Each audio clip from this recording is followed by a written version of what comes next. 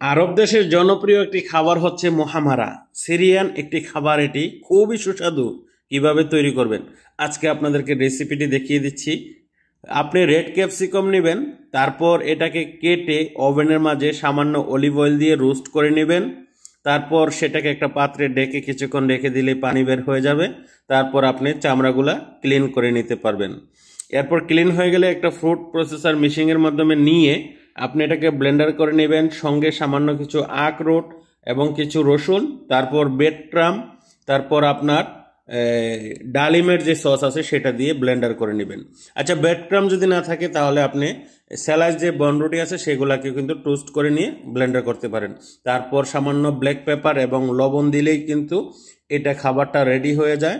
তারপর কিছু আখরোট, পুদিনা পাতা এবং ডালিমের জুস দিয়ে, সস দিয়ে আর কি, জুস না, সেটা দিয়ে আপনি ডিজাইন করে নিতে পারেন। খাবারটা খুব